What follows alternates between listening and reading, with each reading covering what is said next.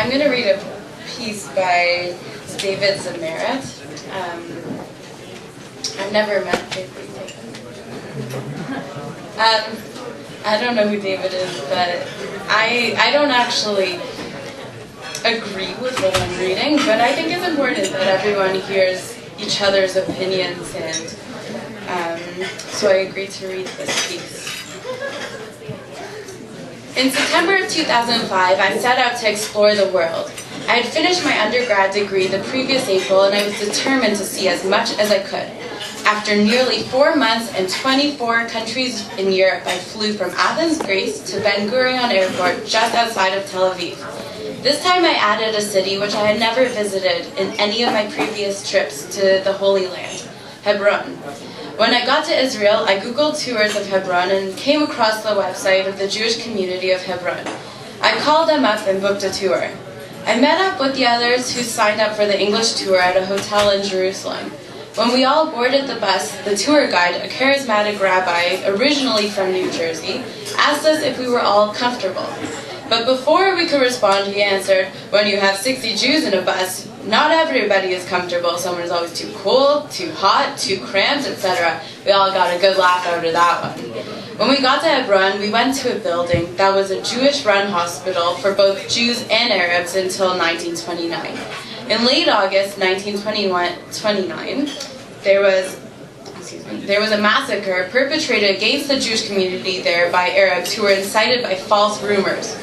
The hospital treated both Jews and Arabs alike, yet this did not save the hospital or the people in it from massacre. The hospital has been turned into a museum of the Jewish community of Hebron. Displayed on its walls are pictures of the tomb of the patriarchs and all the victims of the massacre. There are many horrific stories from the 1929 pogrom. Several of the victims were children. In addition, some of the pictures were of the staff of the hospital, nurses, and doctors who served Jews and Arabs equally. That year, 1929, was marked by anti-Jewish riots throughout the Holy Land. The trigger for the 1929 disturbances, not unlike the Arab revolts from 1936 to 1939, was Mohammed Amin al-Husseini, I'm butchering his name, al-Husseini, the Grand Mufti of Jerusalem, had circulated pamphlets falsely claiming that the Jews were planning on taking over the Al-Aqsa Mosque. The Arab riots of 1929, similar to the riots that occurred throughout the British Mandate, were fundamentally caused by Arab anger and resentment over Jewish immigration. Our tour leader emphasized that Jews had lived in Hebron prior to 1967, the Six-Day War. In fact, Jews lived in Hebron continuously since biblical times. It was not until the massacre of 1929 that Hebron became Judenrein. After the massacre of the British evacuated the surviving Jews. 67 had been killed. The Jewish property was seized by Arab residents.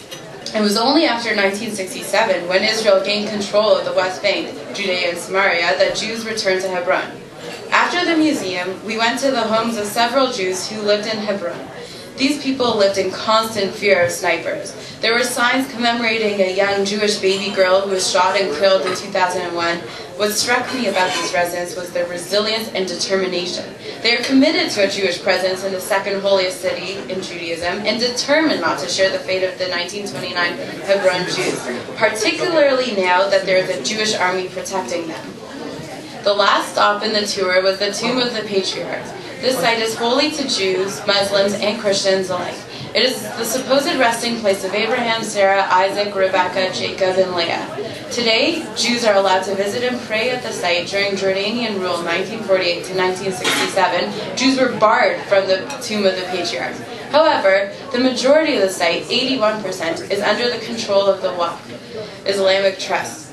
This is particularly evident when, during the middle of the Jewish prayer service, there, the muezzin, another word I butchered, called Muslims to prayer through a loudspeaker. Interestingly, from the tomb of the patriarchs, Muslims pray with their back toward Jerusalem.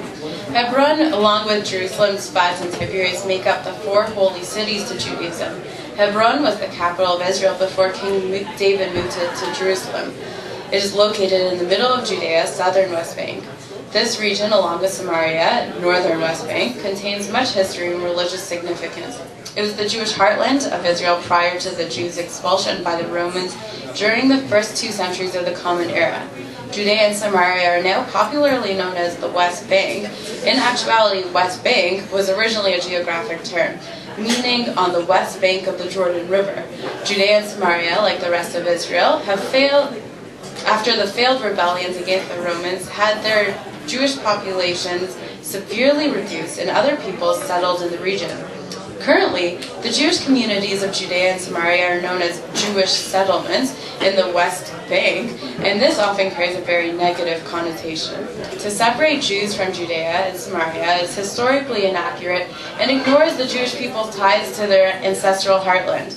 It makes me feel proud to know that Jews have returned not just to Hebron, but to Israel itself from all corners of the world. The tour was a really interesting and meaningful experience. I did not know what to expect when I began the tour. I just hoped I would not be shot at, but in the end, I knew I had connected with my heritage and my people.